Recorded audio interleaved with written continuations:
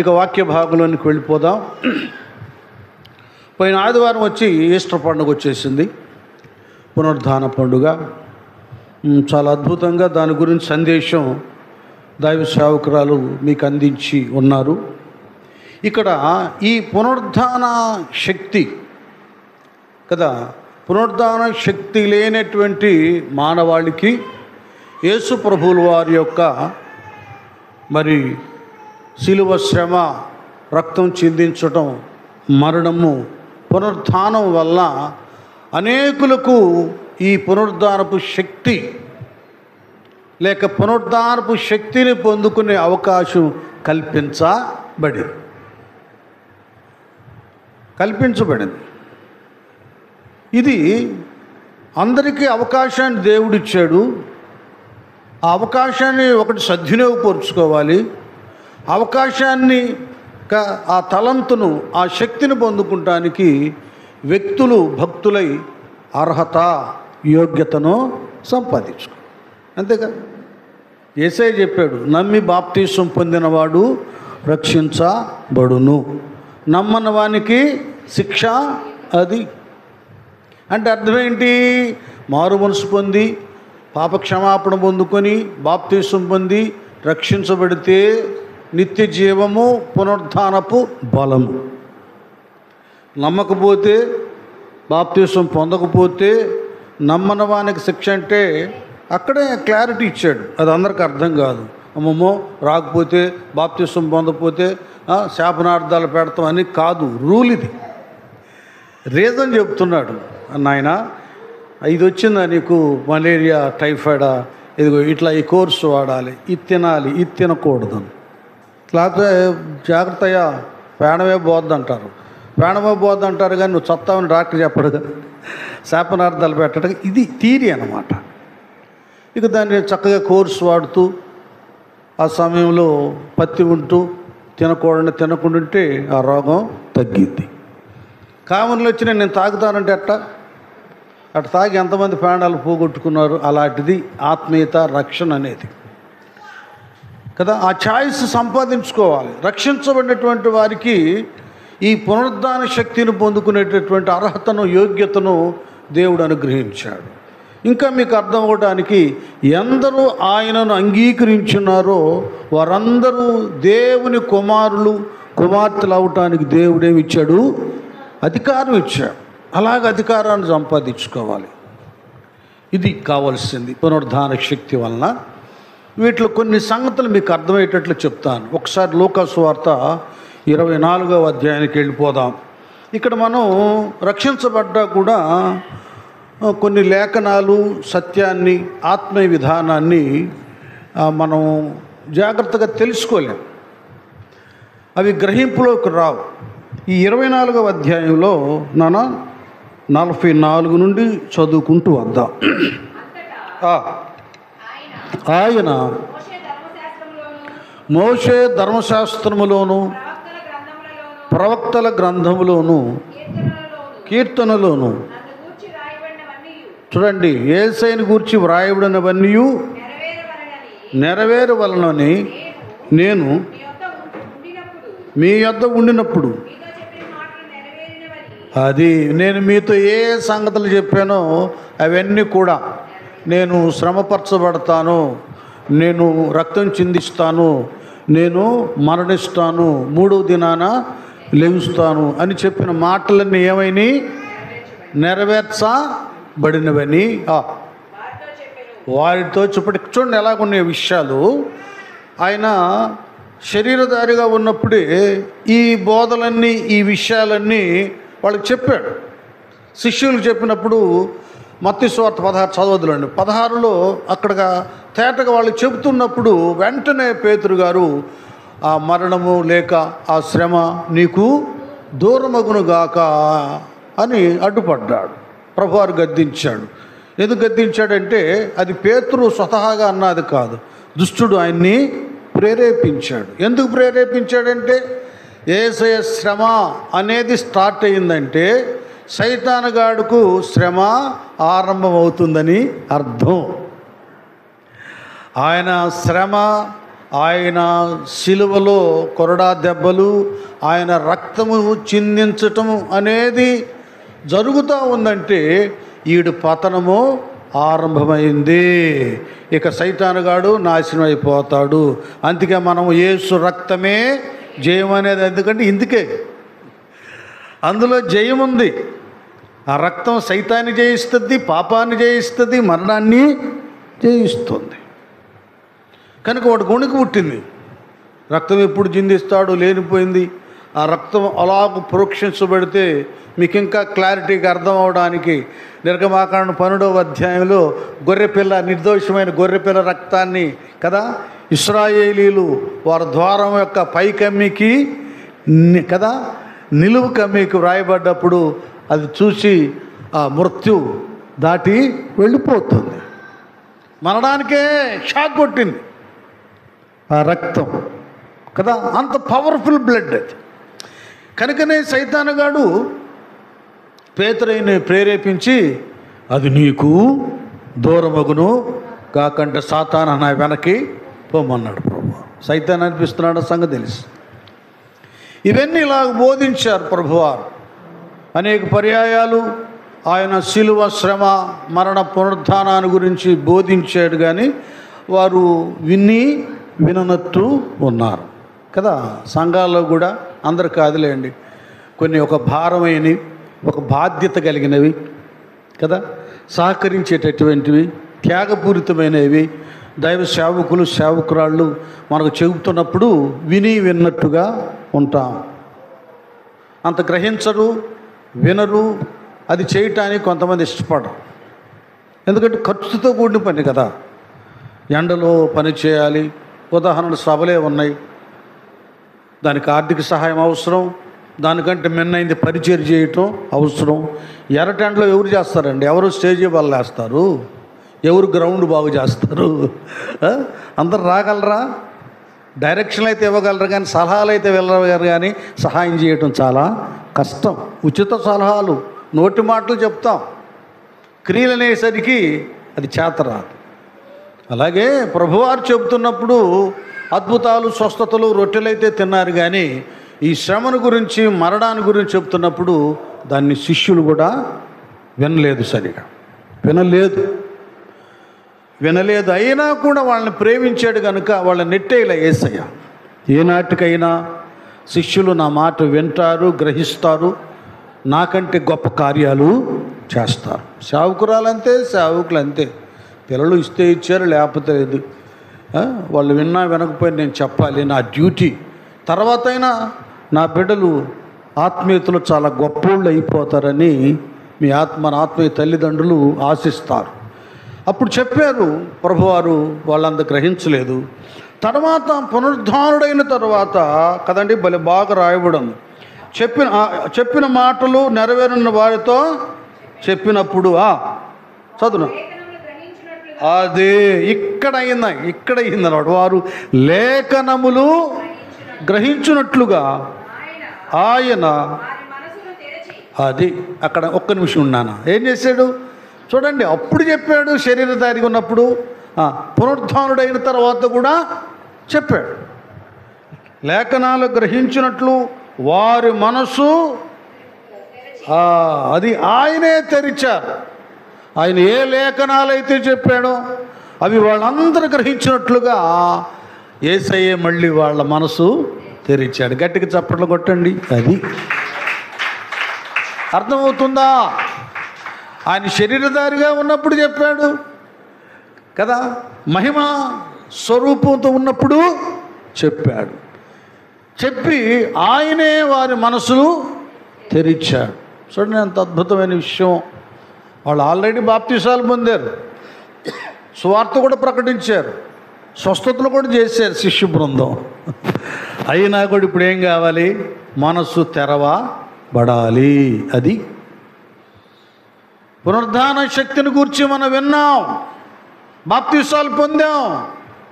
అయినా కూడా పరిపూర్ణంగా గ్రహించినట్లుగా ఆ శక్తి చూడటమే కాదు, అది మనల్ని ఆస్వాదించినట్లుగా, అది మనలోకి వచ్చినట్లుగా అది కలగాలంటే మన జీవితాల్లో మన మనస్సులు కూడా ఏమవ్వాలి? తెరవబడాలి. హల్లెలూయా. మనసులు ఏమవ్వాలి? తెరవబడాలి. ఎన్ని ఈస్టర్ల పండుగలు చేసుకున్నా, ఏం చేసుకున్నా, ఏ వ్యక్తి అయినా నేను క్రైస్తవుడిని అని పిలువబడుతున్నా వారి మనస్సులు తెరవబడనిదే. లేఖనాలు గ్రహించినట్లుగా, పునరుద్ధాన ప్రభావం ఏమిటో ఎరిగినట్లుగా వాళ్ళ మనస్సులు తెరవబడినప్పుడు పునరుద్ధాన ప్రభావము వారిని ఆవరిస్తుంది. హల్లెలూయా. ఇది ఇవాళ మనం తెలుసుకోవలసింది ఏంటంటే, 3.5 సంవత్సరాలు ఉన్నటువంటి శిష్య బృందానికి మనస్సులు తెరవబడలేదు. పునరుద్ధాన ప్రభావాన్ని సొంతం చేసుకోలేకపోయారు.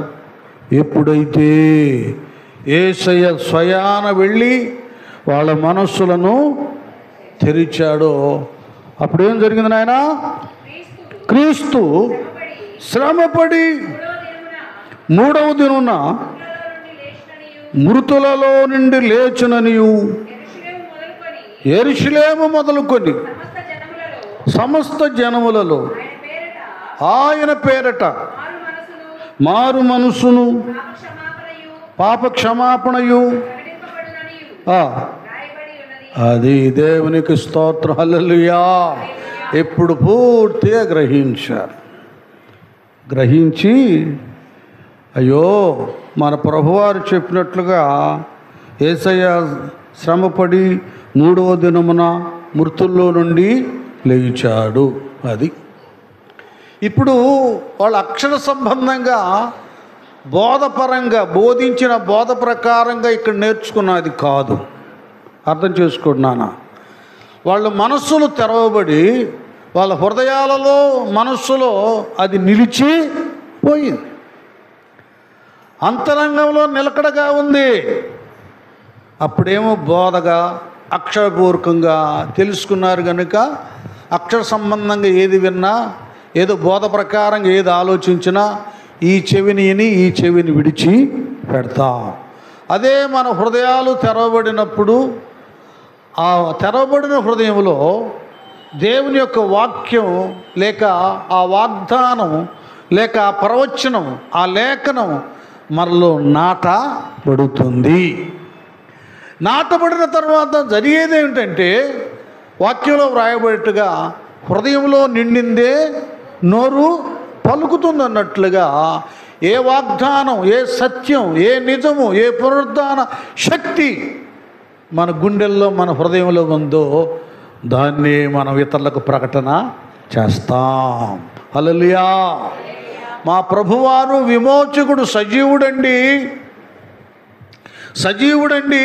మీరు చూడండి, ఏ గ్రంథములో కూడా పునరుత్థానము అనే మాట లేదు. పునర్జన్మలు ఉంటే ఏమో కానీ పునరుత్థానము లేదు.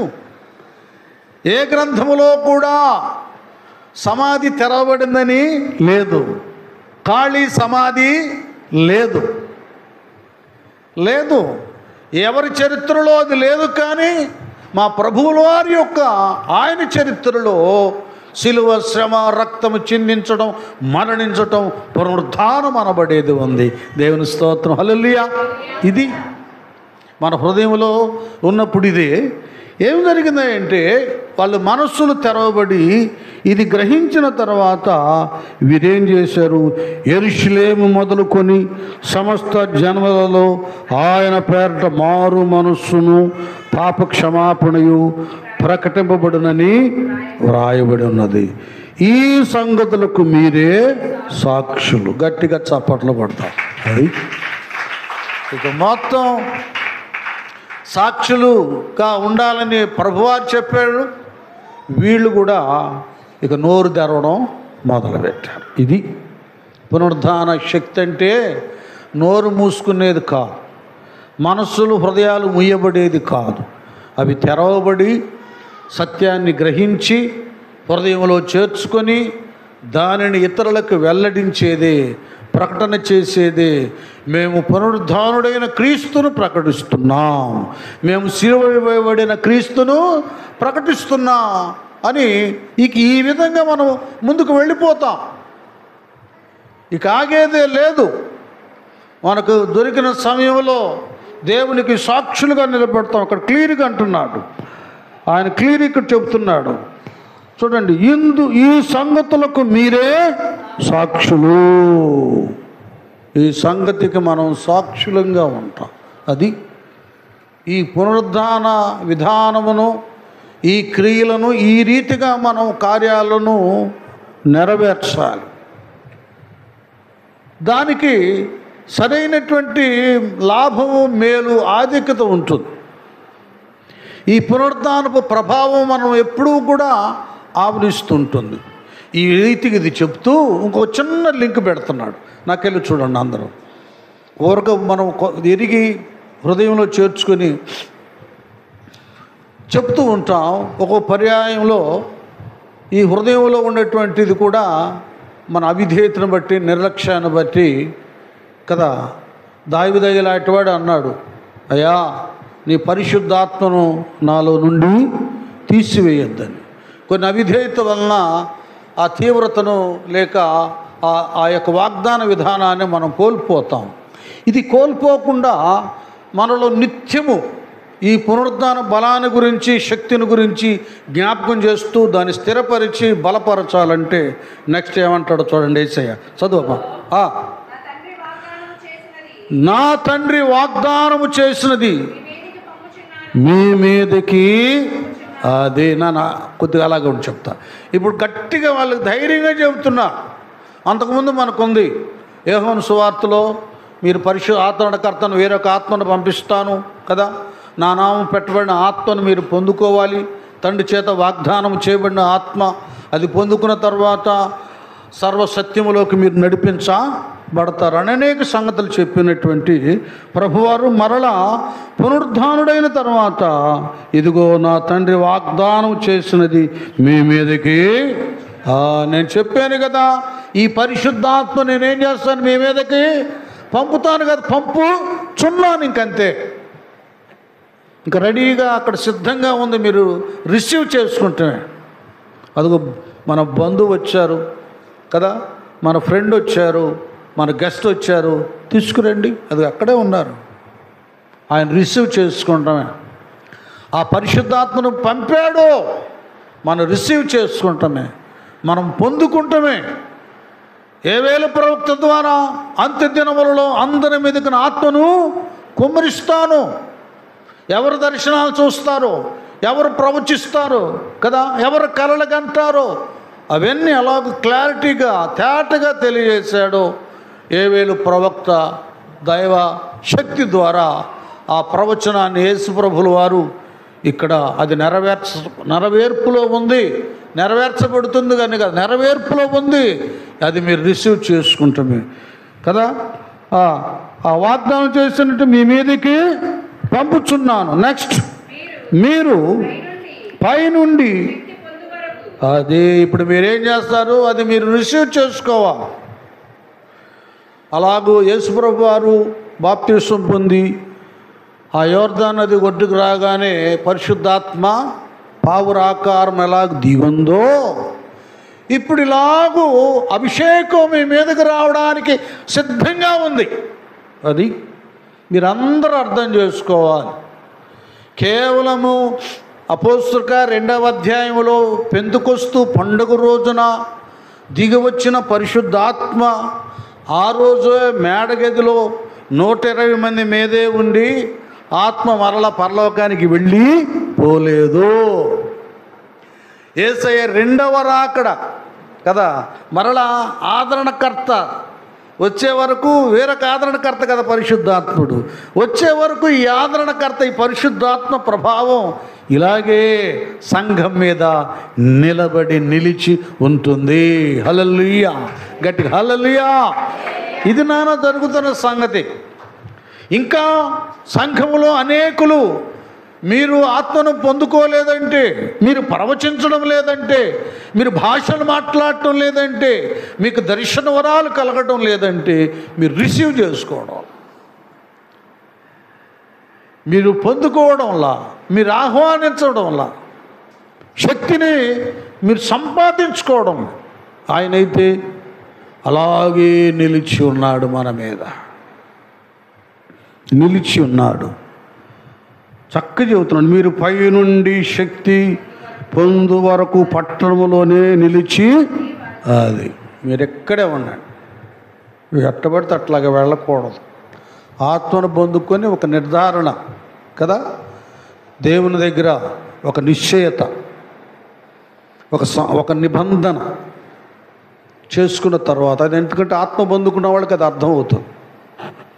పరిశుద్ధాత్మ శక్తి పొందుకున్న వారికి ఆ అభిషేకం ద్వారా ఏ యొక్క వరాన్ని దేవుడు నీకు అనుగ్రహించాడో నువ్వు దాని ద్వారా ఏం చేయాలో, అది బుద్ధివాక్యమా, జ్ఞానవాక్యమా, ప్రవచనమా, అద్భుతాలు చేసే వరమా, స్వస్థతలు చేసే వరమా, ఏ వరమో పరిశుద్ధాత్ముడు నీ అంతరంగానికి తెలియ చేస్తాడు. దీన్ని నువ్వు పాతి పెట్టొద్దు, దీన్ని నువ్వు దూరం చేసుకోవద్దు, ఈ వరాలను నువ్వు త్రోసివేయొద్దని పరిశుద్ధాత్ముడే మనలను ధైర్యపరుస్తూ బలపరుస్తూ ఉంటారన్నమాట. అది మీరు పొందుకోండి. ఇంక వెంటనే మళ్ళీ ఇదే మాట మనకు అపోస్తుల కార్యం 1వ అధ్యాయము 8వ వచనంలో చెప్తాడు. ఇక ఆయన ఆ కొండ మీద నుంచి ఇక పైకి వెళ్ళిపోతున్నాడు, ఇక పరలోకానికి వెళ్ళిపోబోతున్నాడు. తర్వాత దూతలు వచ్చి కూడా చెప్తారు, ఎదురు చూస్తుంటే ఇప్పుడు అలాగే వెళ్ళిపోయాడు, మరలా రెండోసారి ఆయన అలాగే వస్తాడని తెలియజేస్తాడు. చూడండి, ఆయన 1:8 ఏమంటాడు అపోస్తులు, 1వ అధ్యాయం 8వ వచనం. అదే ఏంటట, ఏంటి? పరిశుద్ధాత్మ మీ మీదికి వచ్చినప్పుడు మీరు శక్తి నొందుదురు కనుక మీరు యెరూషలేములోను యూదయ సమరయ దేశమనంతటా బూదిగంతముల వరకు నాకు సాక్షులయ్యుందురని. అది అందరం గట్టిగా చప్పట్లు కొడదాం. అర్థమవుతుందా? ఇక ఏం చేశారు వీరు అక్కడ? అది వచ్చిన తర్వాత మీరు యెరూషలేము, యూదయ, గలిలయ అన్ని ప్రాంతాల్లో, అంటే ప్రపంచం అంతా కూడా మీరు నాకు సాక్షులయ్యుందురు అన్నప్పుడు వాళ్ళందరూ మాట్లాడుకున్నారు ప్రవచనాన్ని గురించి, వాగ్దానాన్ని గురించి. అందరూ గ్యాదర్ చేస్తే అందరూ మాట్లాడుకుంటే 120 మంది అయ్యారు. వీళ్ళందరూ ఒక మేడగదిలోకి వెళ్ళిపోయారు. మీరు ఈ మాట కూడా కొద్దిగా వినండి, ఆలకించండి, నాకెళ్ళి చూడండి. డేవిడ్ సుధా మీరు అందరు చూడండి. మీరు ఏం చేస్తారంటే ఆత్మను గురించినటువంటి వివరణ పిల్లలతో మాట్లాడండి. వీళ్ళు మాట్లాడుకున్నారు యేసయ్య చెప్పిన మాటలు, పరిశుద్ధాత్మ శక్తిని గురించి. అంతమంది ఉన్న వాళ్ళు మాట్లాడుకుంటే 120 మంది అంగీకరించారు. అన్న పేతురు అన్న, మేము కూడా ప్రార్థన చేస్తామన్నా, మేము కూడా కనిపెడతామన్నా, మేము కూడా ఆత్మను పొందుకుంటామని 120 మంది గ్యాదర్ అయ్యారు. మీరు కూడా 5 అయినా 10 మంది అయినా, నేను కూడా శక్తిని పొందుకోవాలి, నేను కూడా భాషలు మాట్లాడాలి, నేను కూడా ప్రవచన వరాన్ని సంపాదించుకోవాలి అన్న ఆశ కలిగిన వాళ్ళని మీరు సమకూర్చండి. ఇది సొంతగా నేను చెప్పటంలా, అపోస్తుల దినాల్లో జరిగినటువంటి సంభవాన్ని నేను మీ జ్ఞాపకం చేస్తున్నా. ఏక మనసు కలిగిన వారు, అంగీకరించిన వారు, ఏకత్వం కలిగిన వారు. ఎందుకంటే ఇలాగ ఒక మనస్సు, ఒక దాని మీద మనసు, నమ్మిక, పట్టుదల కలిగిన వారు అలాగ సమకూర్చబడితే దేవుడు అద్భుత కార్యం చేస్తాడు. ఉదాహరణకి లోకాసు వార్త 2వ అధ్యాయంలో కూడా దూత వచ్చి కదా గొర్రెల కాపరుల దగ్గర, ఇదిగో దావీదు పట్టణమందు నేడు మీ కొరకు రక్షకుడు పుట్టి ఉన్నాడు, ఇదిగో పలానా స్థలంలో, ఇదే ఆనవాలి కదా, పొత్తిగుడ్డలతో ఒక శిశువు చుట్టబడి పశువుల తొట్టులో పరుండబెట్టబడుతుందన్న మాట విన్నప్పుడు అక్కడున్న కాపరులందరూ కూడుకొని ఒకరితొకరు మాట్లాడుకొని అందరూ కలిసి గుంపుగా బెత్లెహేముకి వెళ్ళి యేసయ్యను చూచి ఆయన మహిమపరిచారు. చప్పట్లో అర్థమవుతుందా? సంఘాల్లో సమ్మతి గల మనసు గలవారు కావాలి. సమ్మతి లేకుండా ఇద్దరు కూడి నడుతురా అన్నట్లుగా ఉంది. ఉన్నా మనం 10 మందో 20 మందో ఎవడ మనసు వారిదైతే, ఎవరి గురి వారిదైతే, ఎవరి దారి వారిదైతే చివరకు డొంకదారి అయిపోద్ది. అందరూ ఒక మనసు కలిగి ఉండాలి. అందరు సమ్మతి కలిగి ఉండాలి. అలాగన్నా డేవిడ్ అన్నా మనం ప్రార్థన చేద్దామన్నా, అమ్మను పిలవండి అన్నా, లేదన్నా ఈ 2 రోజులు లేకపోతే ఈరోజు పలానా రాత్రి పలానా సమయం సెలవు కనుక మనం ఆత్మశక్తిని పొందుకుందామన్నా అనేటటువంటి ఏక మనసుతో మీరందరూ కూడి 120 మంది వలె వారు 10 దినాలు మేడగదిలో ఉండి ప్రార్థన చేసి పరిశుద్ధాత్మను పొందుకున్నారు. గట్టిగా చప్పట్లు కొడదా. శక్తి చేత కాదనెను, బలముతో ఇది కాదనెను, శక్తి చేత కాదనెను, బలముతో ఇది కాదనెను, నా ఆత్మ ద్వారా దీని చేతునని యెహోవా సెలవిచ్చెను. నా ఆత్మ ద్వారా దీని చేతునని యెహోవా సెలవిచ్చెను. శక్తి చేత బలముతో ఇది కాదనెను, నా ఆత్మ ద్వారా దీని చేతునని యెహోవా సెలవిచ్చెను. ఓ ఇశ్రాయేలు విను ఆజ్ఞ,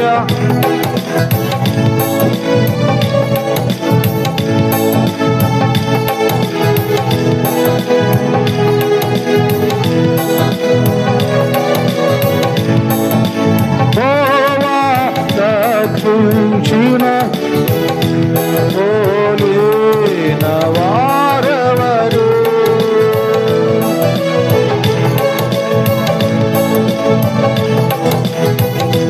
పోలిన వారెవరు, శక్తి కాదనెను, బలముతో ఇది కాదనెను, శక్తి చేత బలముతో ఇది కాదనెను, నా ఆత్మ ద్వారా చేతునని యెహోవా ఇచ్చెను. నా ఆత్మ ద్వారా యెహోవా సెలవిచ్చెను. హల్లెలూయా, గట్టి హల్లెలూయా. చూడండి, వాగ్దానం చేసినటువంటి పరిశుద్ధాత్మను శక్తిని యేసు ప్రభువు వారు చెప్పిన తర్వాత, పునరుద్ధారుడై చెప్పిన తర్వాత వారిలో మంచి కదలిక వచ్చింది. 120 మంది సమ్మతించారు. మీరు బాగా వినాలి, మీరు ఆత్మీయులు, లోకస్తులు కాదు. లోకస్తులకైతే అది చేయాలి, ఇది చేయాలి, ఆ పండగలు ఈ పండగలు అన్నప్పుడు సైతాను ప్రేరేపిస్తాడు. వాళ్ళు ఎంత ఇచ్చారంట? 10,000, ఈ 15,000, అట్లాగా వాడు ప్రోత్సహిస్తాడు నాశనం అయ్యేదానికి. ఇదేంటి? సువార్త. నశించిన ఆత్మలు రక్షించబడతాయి, నరకానికి వెళ్లకుండా పరలోకానికి పంపించే వార్త ఇది కదా. సైతాన్ గాడికి ఎందుకు ఇష్టం ఉంటుంది? వాడు నరకం కొరకు వాడితో పాటు ఉంచడానికి గుంపును తయారు చేసుకుంటాడు. వాళ్ళందరూ మందగా సమకూర్చబడుదురు, మరణమే వారికి అది. మృతులకు పాపం చేస్తున్న వాళ్ళకి కాపరుగా ఉండటానికి వాడు సువార్త సభలు పెట్టనివ్వడు, దానికి సహాయం చేయనివ్వడు, దానిలో ఏకీభవించనివ్వడు, దాన్ని సమ్మతించనివ్వడు. మందిరాలకు వస్తున్నా ఎవరు ఇవ్వకపోగా ఊరికి రమ్మన్నారండి, అందుకని 3 రోజులు ఊరు వెళ్ళాల్సి వచ్చింది. ఇవన్నీ దెయ్యపు కార్యాలు, గుర్తుపెట్టుకోండి. ఆత్మీయులు కాబట్టి మీకు చెబుతున్నా. ఇద్దామనుకున్నాను కానీ వాళ్ళు వచ్చి ఒకటే గొడవ పెడుతున్నారు, అందుకే ఇక్కడ ఇద్దామనుకున్నా అక్కడిచ్చాను. ఇక్కడ మీరు అర్థం చేసుకోవాలి, ఇది దైవ కార్యానికి ఇవ్వకుండా ఆటంకపరుస్తున్నాడంటే అర్థం చేసుకోండి మీరు. ఈ కార్యాన్ని ఆటంకపరుస్తున్నాడు. ఈ వివేకం ఉండాలి దేవుని పిల్లలుగా మనం. అంతేగాని ఇవ్వకుండా తప్పించుకుందాంలే, రాకుండా తప్పించుకుందాంలే, చాకరీ చేయకుండా తప్పించుకుందాంలే. ఏంటిది? నేను ఆ రోజు మీటింగుల్లో ఫస్ట్ రోజు వచ్చా, చివరి రోజు వచ్చా. అక్కడ కూర్చున్నాను. నాకు భోజనం అవి పెట్టాని బిడ్డలు, యవన బిడ్డలు వదలట్లా. ఇంకేం కావాలి, ఇంకా ఇది చూడండి. అసలు అదొక ఆసక్తి, ప్రోత్సాహం అన్నమాట. ఇది దేవుని కార్యం, శుభకార్యం, మనకు ఆశీర్వాదం. స్త్రీలలో పురుషుల్లో కొందరు ఈ ఆతృత, ఆవేశం బయలుదేరు. ఇది రావాలి. అది చెప్తున్న అందరి వేళ మీరు తెలుసో తెలియకో ఈ సభల్లో ఏ విధంగా మీరు పాల్గొనకపోతే నెక్స్ట్ ఇయర్, వచ్చే సంవత్సరం అలాగా మీరు చేయొద్దు. ఏ రూపాయి మీరు సహాయం చేయబోతే వచ్చే సంవత్సరాలు చేయొద్దు. అదేదో నా జేబులోకి వస్తాయని చెప్పట్లా, నేను మీ దీవెన కొరకు చెబుతున్నాను. ఇవుడి అప్పుడు మీకు ఇవ్వబడును. మీరు అర్థం చేసుకోండి నాన్న. దీన్ని నెగిటివ్గా ఆలోచించవద్దు, పాజిటివ్గా ఆలోచించండి. ఇది మీకు బ్లెస్సింగే. ఎందుకంటే అనుభవంతో నేను చెప్తున్నా. నేను ఇవ్వగలిగాను కనుక ₹1,000 కానుక వ్యక్తిని ఈ దినాన దేవుడు లక్షలతో నిలబెట్టాడు. అది నా శక్తి కాదు, దేవునికి ఇవ్వడంలో శక్తి ఉంది. మీరు ధనవంతులు అవ్వాలని నేను చెబుతున్నా, దరిద్రులు అవ్వాలని చెప్పటం లేదు. మీరు ఇచ్చిన దాన్ని బట్టి మీరు లాస్ గారు, అటు నుంచి ఇట్లా వస్తూ ఉంటాయి. అది దేవుడు చేస్తాడు. దైవ సంబంధమైన ప్రతి కార్యాల్లో ఏకీవించండి, సమ్మతించండి. వీళ్ళు యేసయ్య పరిశుద్ధాత్మని గురించి చెప్పినప్పుడు నమ్మారు, సమ్మతించారండి. వీరందరూ, వీరితో కూడా కొందరు స్త్రీలను యేసు తల్లి అయిన మరియు ఆయన సహోదరులను ఏక మనసుతో ఎడతెక్క ప్రార్థన చేయుచుండు. చూసారు, వీళ్ళందరూ ఏక మనసు, 120 మంది ఒక మనసుతో ఎడతెక్కక ప్రార్థన చేస్తారు. చేయగానే పెంతుకొస్తూ పండుగ దినము వచ్చినప్పుడు వారందరూ ఒక చోట, అది చెదిరిపోలా, 10 రోజులు ఒకే చోట అలాగే కూడి ఉన్నారు. ఈ నిష్ట, ఈ ప్రతిష్ట, ఈ ఏకత్వంలో గొప్ప బలం ఉంది. దాన్నే ఆనాడే అంటాడు కీర్తనాకారుడు, సహోదరులు ఐక్యత కలిగి ఉంటే ఎంత మేలు, ఎంత మనోహరం. అది ఆశీర్వాదమును శాశ్వత. అది అహరోను అంచులో దిగజారిన పరిమళ ఆత్మాభిషేకం అంట ఐక్యత. నానా అమ్మా, కనుక దైవ కార్యాల్లో సమ్మతి, ఏక మనస్సు, అలాగే కూడి ఐక్యతగా ఉండటం అలవర్చుకోండి. ఈ సంఘ ప్రవాహాన్ని, అభివృద్ధిని ఎవడు ఆపలేడు, అంత ఉన్నతంగా ఉంటుంది. ఎందుకు ఇలాగ అయిపోతున్నాయి సంఘాలంటే, ఎవరి దారి వాళ్ళది, ఎవరి ఆలోచన వాళ్ళది. ఒక కట్టుబాటు, ఒక ఆలోచన, ఏకత్వం లేకపోతే అది కుటుంబం కూడా వర్ధిల్లదు. ఐక్యత కలిగి ఉండి నేనేం చేశానంటే, సొంత రక్త సంబంధులకి మగపిల్లలు ఉన్నారు, అమ్మాయి ఉంది, చెప్పాను, నాన్న నన్ను పనికి వెళ్తావు కదా, ఎంత తెచ్చుకుంటావు? 200 కదా, ఒక ₹50 నువ్వు దగ్గర పెట్టుకో, మిగతా అయితే అమ్మకి ఇచ్చేసాయి. అమ్మకి ఇచ్చాయి. అసలు రోజుకు ₹100 అయితేనే నెలకు 3000 అవుతాయి. 50 ఒక 1500, 4500. కొన్ని సంవత్సరాల క్రితం చెప్పిన మాట అనుభవం కొట్టారు. తర్వాత నేను వెళ్ళినాక ఆయన ఏందంట నాకు చెప్పేది, ఆయన ఏంటంట నాకు చెప్పేది. చాలా సంవత్సరాలు అయింది. ఇప్పుడు వాళ్ళు తినటానికి తిండి లేకుండా, బ్రతకడానికి ఆధారం లేకుండా పోయింది. ఒక ఐక్యత, ఒక ఏకత్వం కుటుంబంలో లేకపోయినా అది చిన్న భిన్నం అయిపోద్ది, అభివృద్ధి కలగదు. సంఘ కుటుంబంలో కూడా ఇది కావాలి. వారందరూ ఏక మనసుతో అని ఉంది. యేసయ్య చెప్పాడయ్యా, ఇంకా మనం వద్దు, నేను కూడా సమ్మతిస్తున్నా, పదండి. కూడిక ప్రార్థన చేస్తున్నారండి, పరిశుద్ధాత్మ శక్తి వారి మీదకి వచ్చేసింది. వారు ఆనాడు యేసయ్య మాట వినకపోతే పేతురు ఎక్కడుండేవాడు, తోమ ఎక్కడుండేవాడు కదా. ఆత్మ పొందకపోతే ఎటోళ్ళట్టు చల్లా చెదిరేవి మళ్ళీ చేపలు పట్టుకునేవాడు. తర్వాత అభిషేకం పొందినాక తోమగారే మన దేశానికి వచ్చాడు. గట్టిగా చప్పట్లు, దేవుని స్తోత్రాలు. మనందరికీ ఈ సువార్త వెలుగును ప్రకాశింప చేశాడు. ఇది సత్యం. మరి మీరెందుకు అలాగా ఉండకూడదు? ఇప్పుడు దేవుళ్ళో ఉన్నావు, లోకంలో ఉన్నప్పుడు ఎట్లా ఉంటుంది? అమ్మో మెతుకు పోతే బతుకు పోద్దన్నట్లు ఉంటుంది. ఇప్పుడు ఎలాగుండాలి? నా మొట్టుకైతే బ్రతుకుట అది. నా క్రీస్తు ప్రభుల వారి కొరకు, సువార్త కొరకు, సంఘము కొరకు, మందిరం కొరకు నేనేమైనా చేస్తా అనేటటువంటి త్యాగశీలుడు సంఘాల్లో ఉంటేనే సంఘానికి అభివృద్ధి కలుగుతుందండి. అలాంటి లేకపోతే చాలా కష్టం. వాళ్ళు అలాగ అపోస్తల కాలంలో పునరుద్ధానుడైన ప్రభువారు చెప్పినట్లుగా ఆత్మ కొరకు కనిపెట్టుకొని ప్రార్థన చేసి ఆత్మను పొందుకొని ఇక బయలుదేరాడు పేతురయ్య. బయలుదేరాడు. వీళ్ళు ఆత్మ పొందుకున్నప్పుడే విమర్శకులు వచ్చేసారు.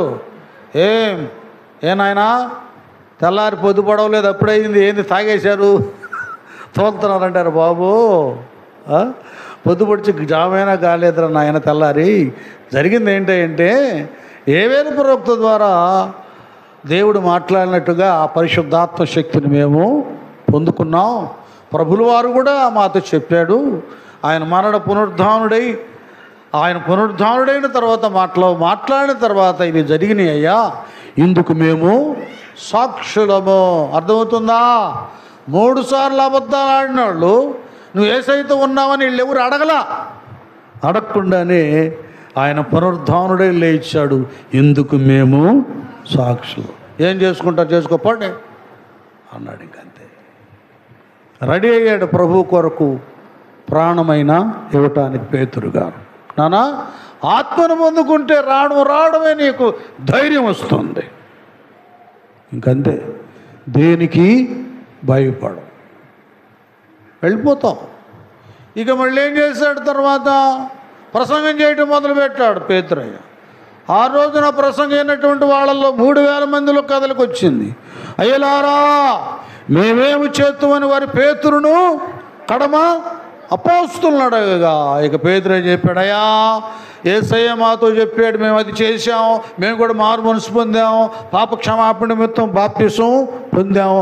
కాబట్టి మీరేం చేస్తారంటే మారు మనసు పొంది పాప క్షమాపణ నిమిత్తం ప్రతి వారు యేసుక్రీస్తు నామమున బాప్తిసం పొందండి. పొందిన తర్వాత మీరు పరిశుద్ధాత్మను వరమును పొందుదురు. గట్టిగా చప్పట్లు పడదాం. దేవునికి స్తోత్రాలు. ఇక సత్యాన్ని, సర్వసత్యాన్ని చెప్పడం మొదలుపెట్టాడంటే రక్షణార్థమైన జ్ఞానాన్ని బోధించడం పేతురు గారు మొదలుపెట్టాడు. 3000 మంది ఆ రోజున బాప్తిసం పొందేశారు. అపోస్తల బోధ యందును, సహవాసమందును, రొట్టె విరుచుట యందును, ప్రార్థన చేయుట యందును ఎడతెక్క ఉన్నారు. అది పునరుద్ధానము తర్వాత ఆ శక్తిని మనం పొందుకోవాలి. మన హృదయాలు తెరవబడి పొందుకున్న తర్వాత మనం చేయవలసిన కార్యాలు ఇవే. నాన్న ఆ దినం ఎంత అద్భుతం అంటే జరిగిందంటే, ఒక్కసారి మనం అపోస్తల కార్యం 2వ అధ్యాయానికి వెళ్దాం. నాన్న అపోస్తల కార్యం 2కు వెళదాం. 43 చదువుదాం. అక్కడ అయిపోయింది కదా అపోస్తల బోధ. అది అర్థమవుతుందా? ఏం కలిగింది? ప్రతి అక్కడికి కూడా దైవ భయం కలిగింది. దెయ్యాల భూతాల మీద భయం కాదు, దైవ భయం. ఎప్పుడైతే ఒక వ్యక్తిలో దేవుని భయం ఉంటుందో వాడు అబద్ధమాడు, తప్పు చేయుడు కదా, మోసం చేయుడు, దొంగతనం చేయుడు. ఎవ్వరు లేకుండా అక్కడ వెండి బంగారాలు ఉండ కూడా దాన్ని అలాగ ముట్టడు. భయం, దైవ భయం.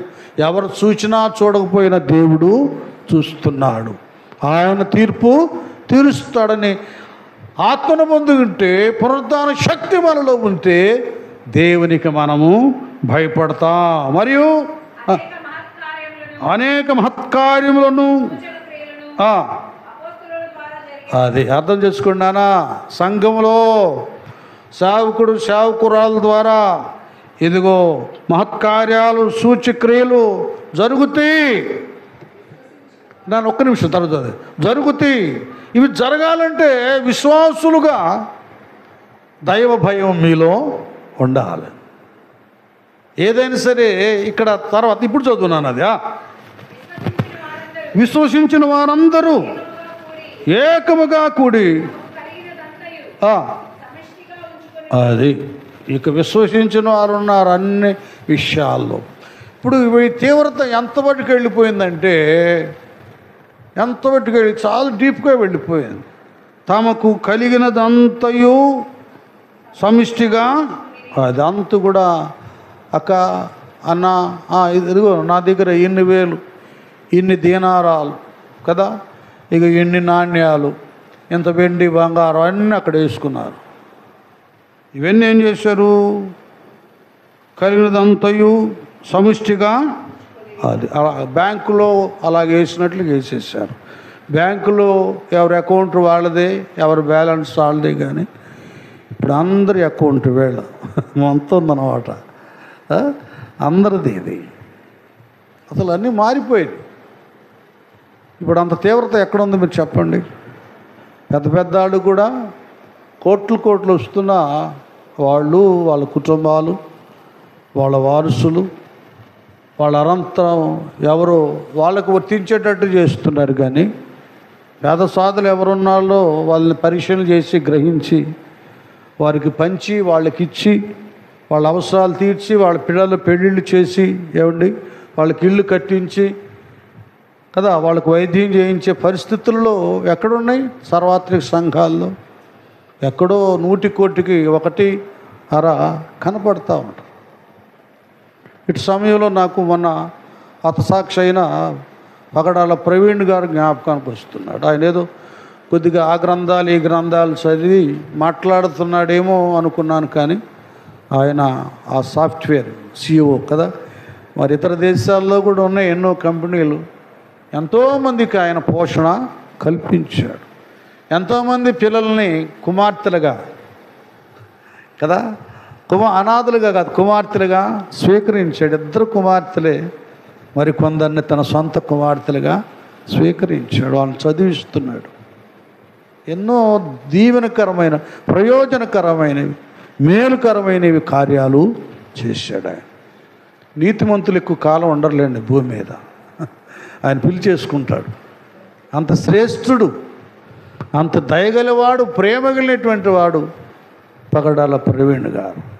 అన్నా ఇక్కడ చూడు, అపోస్తుల దినాల్లో జరిగినటువంటి జరిగి ఆయన నెరవేర్చాడు ఆ భక్తుడు. కనుకనే కొద్ది వయసులోనే 46 సంవత్సరాల వయసులోనే ప్రపంచంలోనే ఒక స్థానాన్ని సంపాదించుకోగలిగాడు. ఏమండి అందుకే అంటాడు ఆ ప్రసంగిలోనైనా అక్కడ ఒక మాట అంటాడు, మంచి పేరు మేలంట సుగంధ తైలము కంటే మంచి పేరు సంపాదించాలి. మంచి పేరు సంపాదించాలి. ఆ దినాల్లో అట్లుంది. నేను చాలా పర్యాలు మీకు చెప్పాను. కమ్యూనిజం అనేటటువంటిది ఎక్కడి నుంచి వచ్చిందంటే ఇక్కడి నుంచి వచ్చింది. అపోస్తలుల కార్యం 2వ అధ్యాయం నుంచి వచ్చింది. కమ్యూనిస్ట్ అంటే ఏంటంటే ప్రజలందరూ దేశం కొరకు బ్రతకాలి.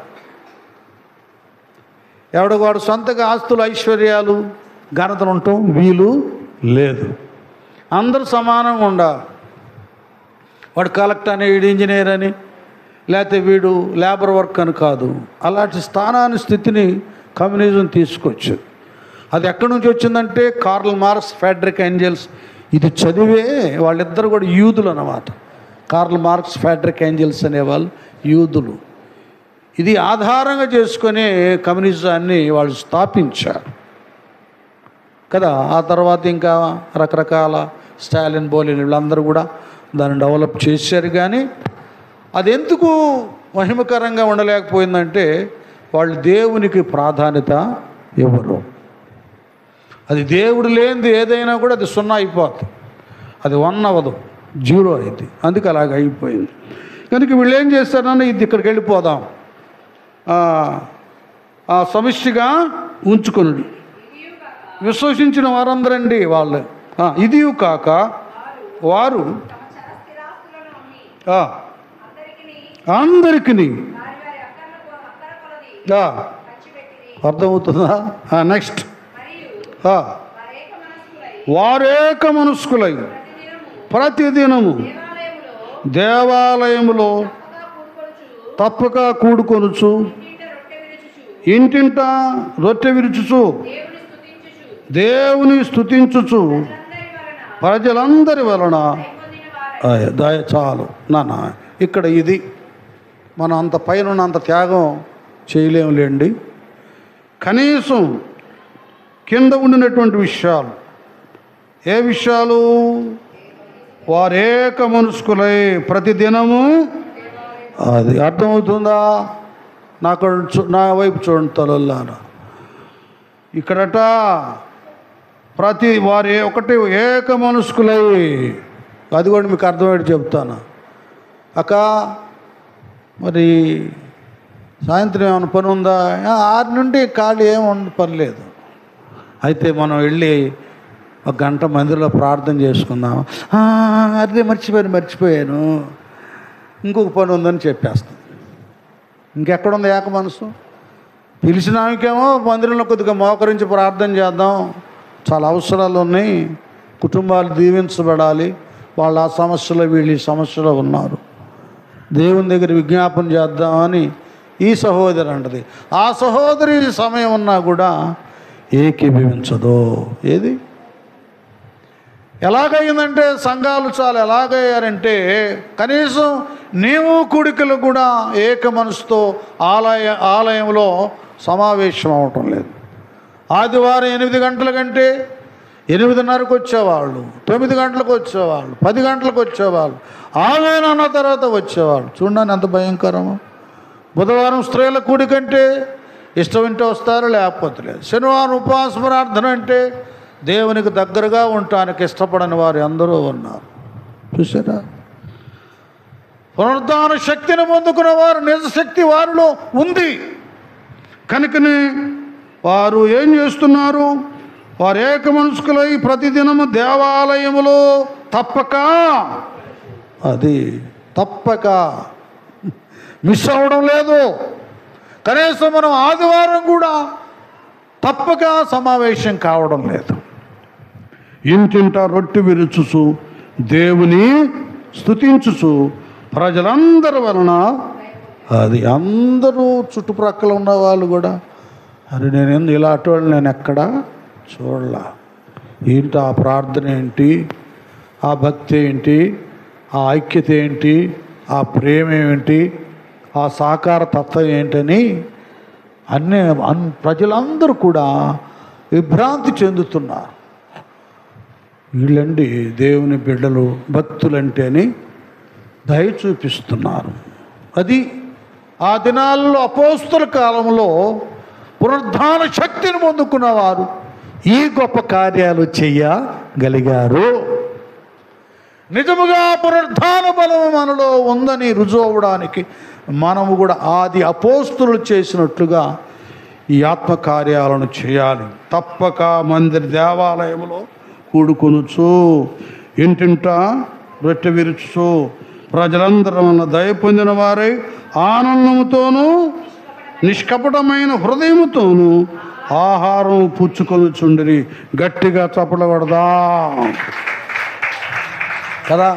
ఇంకొక అద్భుతమైన కార్యం ఏమిటంటే, మరియు ప్రభువు రక్షణ పొందుచున్న వారిని అనుదినము వారితో, అంటే అర్థం ఏంటంటే రోజు బాప్తీసాలు పొందేస్తున్నారు.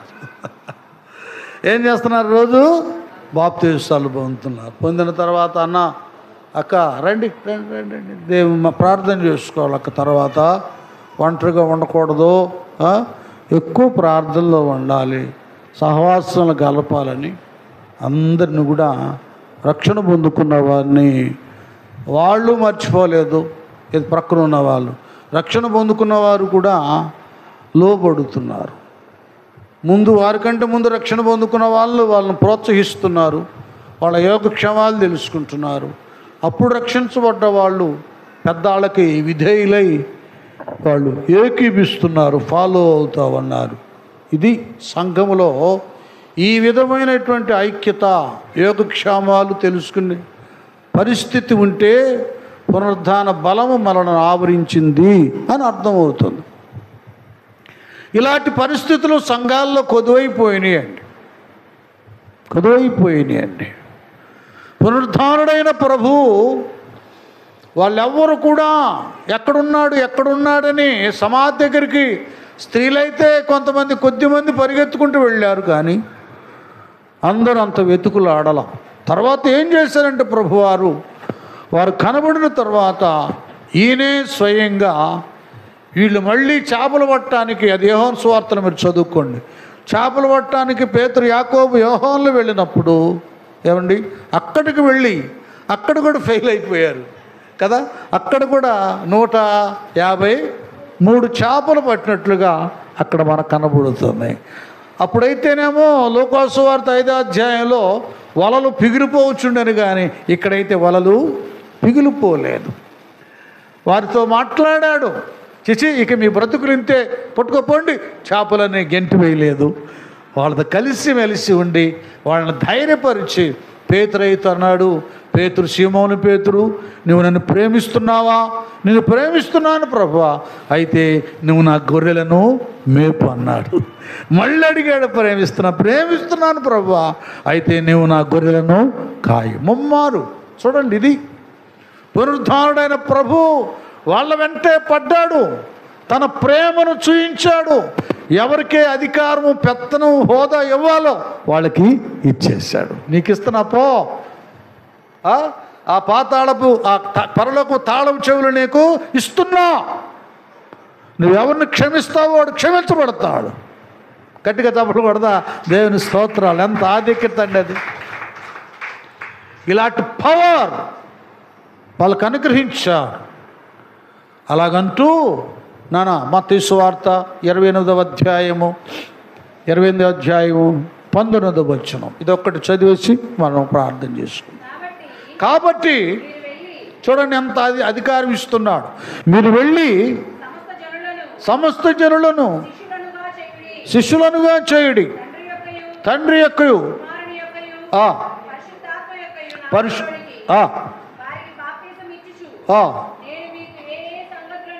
అదే వాళ్ళకి మీరు రక్షణలో నడిపించండి, బాప్తీసాలు ఇవ్వండి.